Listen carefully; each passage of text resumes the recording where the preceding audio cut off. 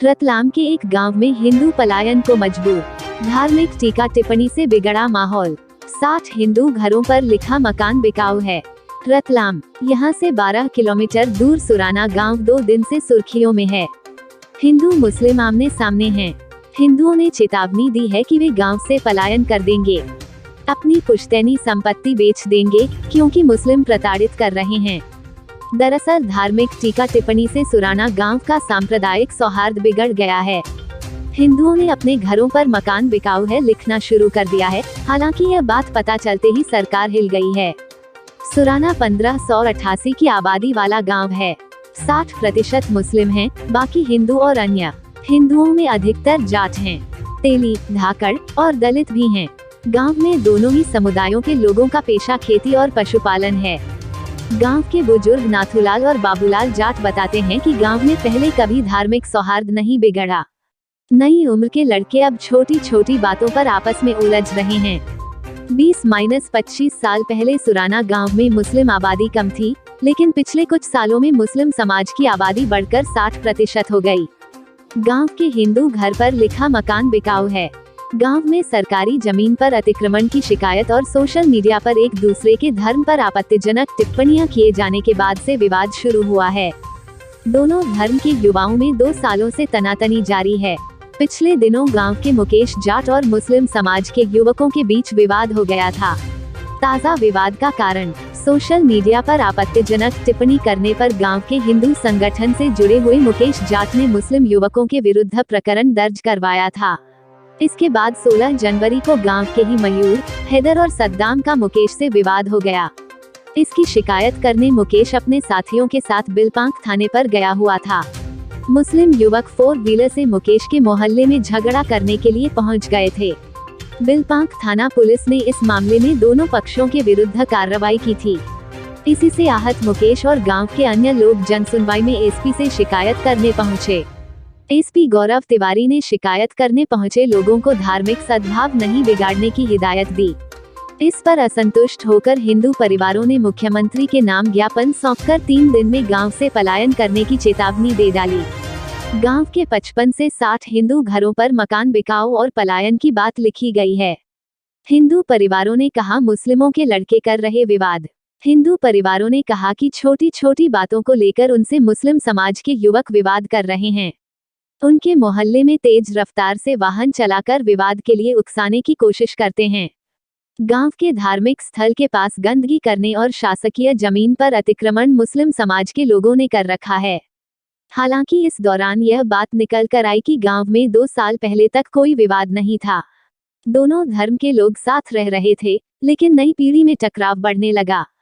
Social media ने और माहौल खराब कर दिया है। हिंदुओं का कहना है कि मुस्लिमों ने बाहर से अपने रिश्तेदारों को गांव लाकर बसा दिया।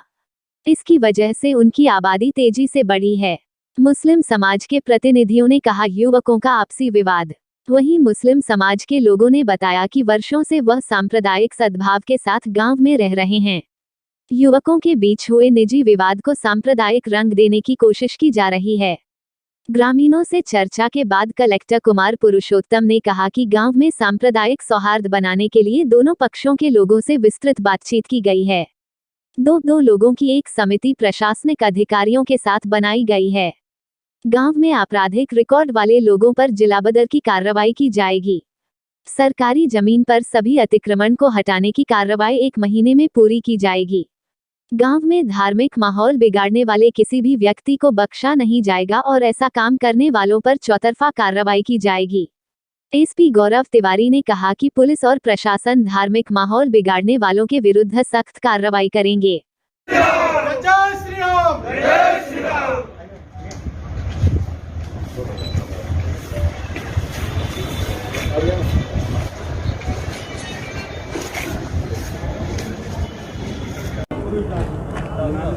क्या नाम दादा आपका? ओम प्रकाश जाट।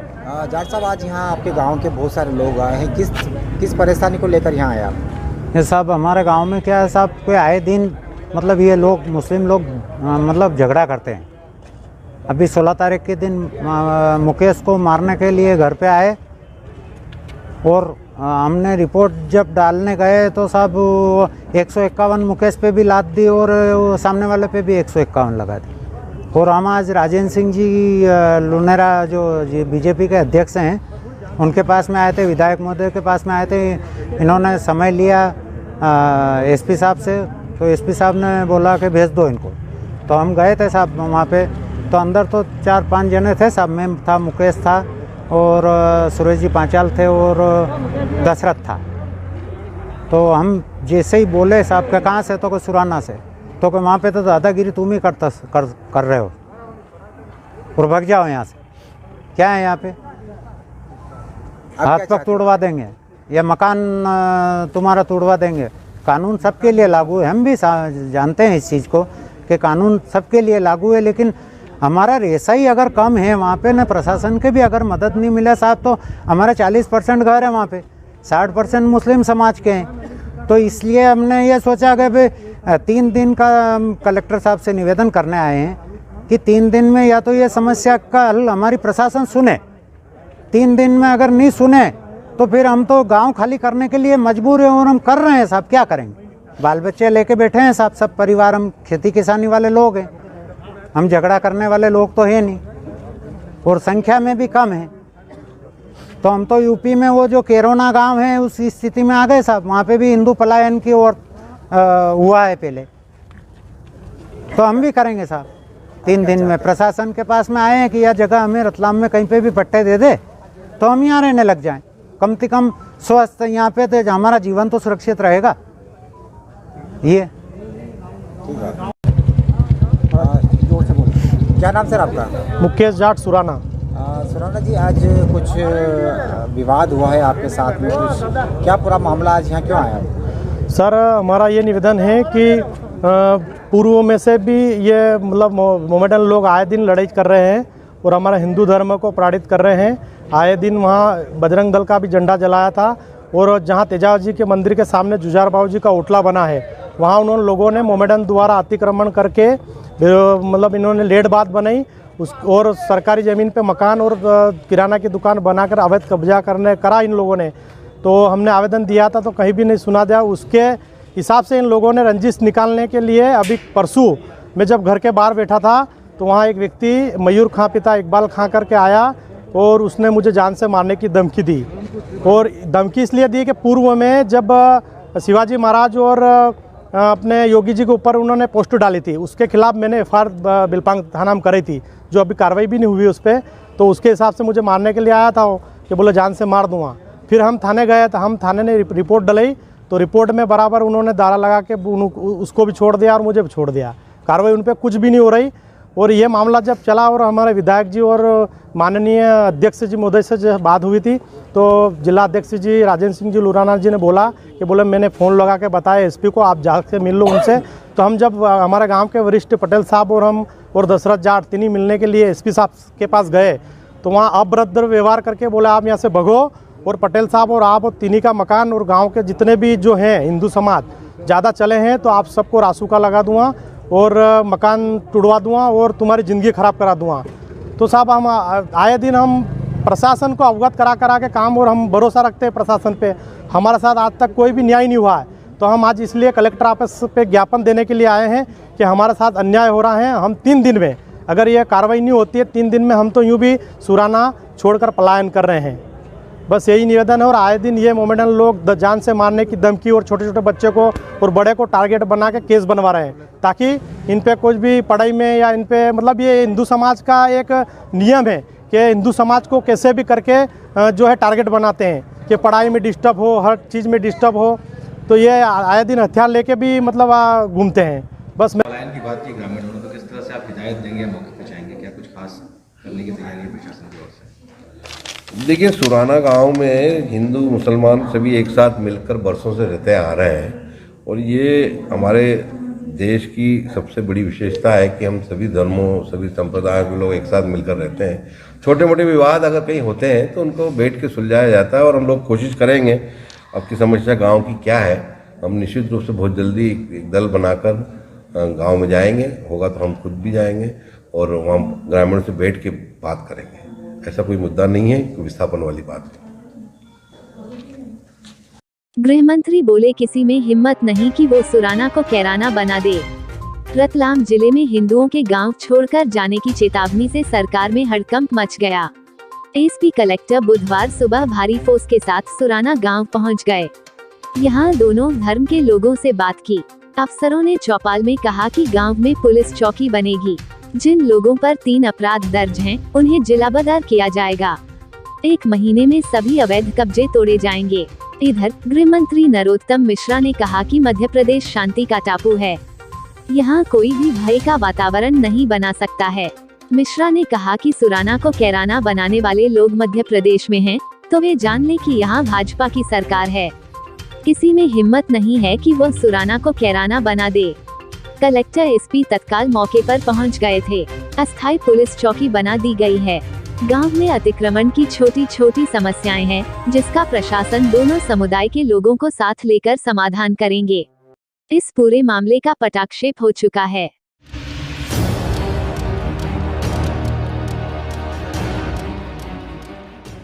महाकाल तेरी क्षिप्रा मैली हो गई। पापियों के पाप धोते धोते साधु संत एक बार फिर नाराज हो गए हैं। क्षिप्रा शुद्धिकरण के नाम पर लगातार उन्हें और शहरवासी श्रद्धालुओं को सिर्फ धोखा ही मिल रहा है। संतों ने जब भी क्षिप्रा शुद्धिकरण को लेकर कोई उपाय बताए, तब सरकारी नुमाइंदों और अफसरों ने अपने धन से उसका हल निकाला। अब तक के सारे प्रयास नाकाम रहे हैं, और वो इसलिए क्योंकि यह काम पवित्र मन से नहीं हो रहे हैं।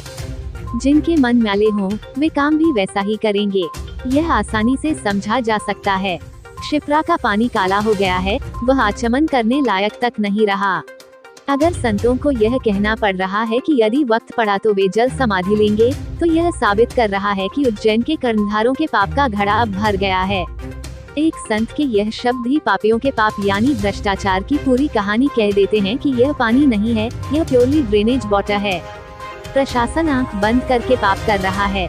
हो सकता है कि उसकी आत्मा इसे स्वीकार कर रही होगी, लेकिन भक्तों और संतों की आत्मा इस महापाप को स्वीकार नहीं कर सकती। 7 साल में करीब 1.5 करोड़ रुपए की मिट्टी इस बांध पर डाल चुके हैं। कल जो पानी छोड़ा उसकी कीमत भी करीबन 150 करोड़ रुपए है। इस करीबन 300 करोड़ रुपए की बर्बादी का जिम्मेदार कौन है? हमने कहा कि खान नदी का डायवर्सन कर दो, आपने कर दिया। हमने कहा कैनाल बनाओ, आपने पाइपलाइन बनाई, क्योंकि कैनाल बनाने में आपका कमीशन कम था। कैनाल केवल 17 करोड़ रुपए में बन रही थी। जब पाइपलाइन की बात आई तो 100 करोड़ रुपए हो गए। इस 100 करोड़ रुपए में आपकी जेब अच्छी तरह से भर गई होंगी। ऐसा करने वाले अब कह रहे हैं कि पाइपलाइन फेल हो गई तो यह बनाई ही क्यों? साधु संतों ने निर्मल मन के साथ क्षिप्रा शुद्धिकरण के कई प्रयास कर लिए। धरने पर भी बैठे, जनप्रतिनिधियों को जगाया भी और चेताया भी, सरकार को फटकार भी लगाई। मुख्यमंत्री शिवराज सिंह चौहान को धरना स्थल राम घाट पर आने के लिए भी कहा था, लेकिन शिवराज नहीं आए। उनके बदले में सरकार का प्रतिनिधित्व करते हुए मंत्री ने मुंह दिखाई की रस्म अदा की। वरना जब साधु संतों ने आंदोलन और धरने की चेतावनी दी थी, तभी चाहते तो मंत्री उनके बीच पहुंचकर क्षिप्रा शुद्धिकरण पर कार्य आरंभ करवा सकते थे।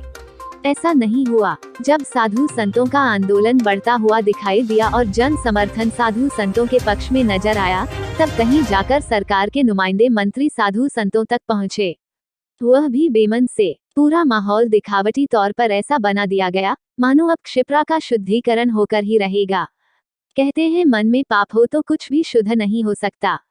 बाबा महाकाल की पुण्य पावनी नगरी उज्जैनी में क्षिप्रा शुद्धिकरण के नाम पर जो प्रयास दिखाए जा रहे हैं, उससे न तो क्षिप्रा का उद्धार हो रहा है और न उज्जैन वासियों का, न ही उन श्रद्धालुओं का जो मां क्षिप्रा के जल का आचमन करना चाहते हैं या स्नान कर पुण्य कमाना चाहते हैं।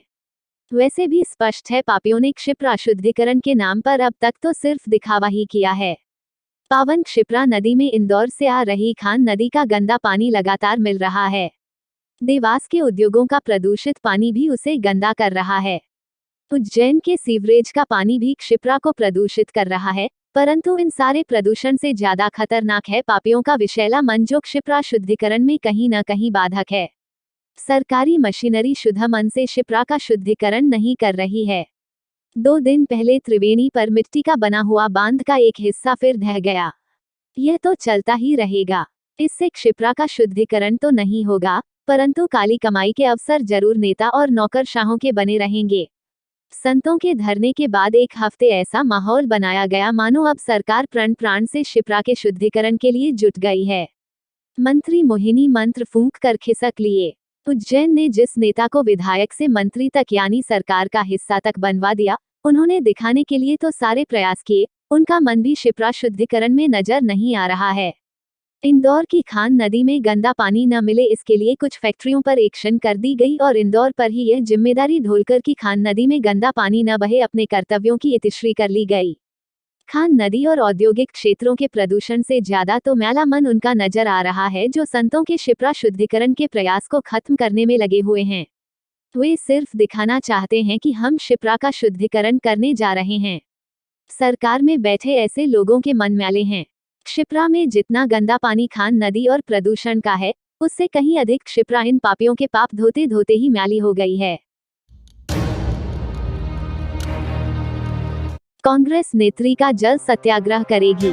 शिप्रा शुद्धिकरण को लेकर 4 फीट गहरे पानी में होगी खड़ी। पहले भी मंच बनाकर कर चुकी है प्रदर्शन। उज्जैन खान नदी के गंदे पानी से दूषित हो रही पुण्य सलिला शिप्रा को शुद्ध बनाए रखने के लिए लेकर एक बार फिर प्रदेश महिला कांग्रेस उपाध्यक्ष नूरी खान मैदान में आ गई है। रामघाट पर जल सत्याग्रह की शुरुआत करेगी। पिछले दिनों संतों ने भी धरना प्रदर्शन किया था और बड़ा आंदोलन करने के साथ जल समाधि की बात कही थी। वर्षों से शिप्रा शुद्धिकरण को लेकर आवाज उठाई है। प्रदेश सरकार से लेकर प्रशासन तक शुद्धिकरण का आश्वासन दे रहा है। कई योजनाओं को मूर्त रूप में भी लाया गया, लेकिन शिप्रा का आंचल मेला बना हुआ है, जिसकी सबसे बड़ी वजह त्रिवेणी के आगे खान नदी का बांध है। 1.5 माह के दौरान 2 बार यह बांध टूट चुका है, जिसके चलते गंदा पानी शिप्रा में मिलकर रामघाट तक पहुंच रहा है। मिली होती शिप्रा को लेकर प्रदेश कांग्रेस की उपाध्यक्ष नूरी खान ने एक बार फिर शिप्रा शुद्धिकरण को लेकर जल सत्याग्रह करने का ऐलान कर दिया है। सुबह 10 बजे रामघाट पर वह शिप्रा की 4 फीट गहराई में उतरकर अपने आंदोलन की शुरुआत करेंगे। नूरी खान ने कहा कि शिप्रा शुद्धिकरण को लेकर साधु संतों की मांग का समर्थन करती है। प्रदेश में स्वयं को हिंदूवादी कहने वाली सरकार संतों की नहीं सुन रही है। खान नदी का दूषित पानी पवित्र शिप्रा में मिल रहा है। यह महज प्रदूषण का मामला नहीं है, बल्कि धार्मिक मूल्यों का भी तिरस्कार है। उन्होंने कहा कि प्रशासन खान गायवसन के नाम पर करोड़ों का भ्रष्टाचार करने वालों के नाम उजागर करे। शिप्रा को शुद्ध करने की स्थायी और ठोस योजना का उल्लेख नहीं किया गया तो उनका जल सत्याग्रह जारी रहेगा। अगर ऐसे में उनकी सत्याग्रह के दौरान मौत होती है तो इसकी जिम्मेदारी प्रदेश सरकार और प्रशासन की होगी। गौरतलब हो कि पूर्व में भी नूरी खान ने शिप्रा नदी में मंच बनाकर शुद्धिकरण की आवाज उठाई थी। उस दौरान भी प्रशासन द्वारा आश्वासन दिया गया था, लेकिन शिप्रा शुद्ध नहीं हो पाई। शिप्रा शुद्धिकरण नहीं, मदरसों में सूर्य नमस्कार कराएं नूरी खान। शुद्धिकरण के लिए हिंदू सनातन संत समर्थ हैं। सस्ती लोकप्रियता के लिए शिप्रा का बहाना। कांग्रेस नेत्री नूरी खान द्वारा शिप्रा शुद्धिकरण को लेकर चिंता प्रकट करना आश्चर्यजनक एवं हास्यास्पद है, क्योंकि जिन चीजों में उनका विश्वास ही नहीं है, उनकी चिंता करना भी समझ से परे है। यह बात परमहंस डॉक्टर अवधेशपुरी महाराज ने बुधवार को नूरी खान द्वारा शिप्रा के शुद्धिकरण को लेकर दिए बयान पर कही। संत ने कहा कि जब नूरी खान की संस्कृति एवं परंपरा तीर्थों में विश्वास ही नहीं करती तो फिर सस्ती लोकप्रियता व राजनीति के लिए यह दिखावा करने की क्या आवश्यकता है। अगर सच्चे अर्थों में नूरी खान को लोगों के स्वास्थ्य की चिंता है तो वे मदरसों में सूर्य नमस्कार के आयोजन कराना प्रारंभ करें, जिससे सभी को स्वास्थ्य लाभ प्राप्त हो सके। सूर्य से प्रकाश लेकर सूर्य नमस्कार का विरोध करना तथा राजनीतिक स्वार्थ पूर्ति हेतु हिंदुओं के तीर्थ स्थल का सहारा लेना यह अनुचित है। भ्रष्टाचार की बात करनी हो तो कर सकती है, किंतु शिप्रा की शुद्धता एवं पवित्रता की जिम्मेवारी निभाने के लिए हिंदू सनातन धर्म के साधु संत एवं हिंदूगण सक्षम हैं। उन्हें बिल्कुल भी चिंता करने की आवश्यकता नहीं है। देश विदेश गांव शहर सब पे नजर, सबकी खबर, नया रूप है नए है रंग, सबको समेटे अपने संग। आपका अपना शहर का सपना दैनिक अवंतिका, दैनिक अवंतिका, दैनिक अवंतिका। खेल राजनीति फिल्मी बातें सब कुछ ही हम इसमें पाते। घर होटल ऑफिस या दफ्तर, क्लर्क प्यून या हो फिर अफसर, सबका चहेता सबका प्यारा दैनिक अवंतिका।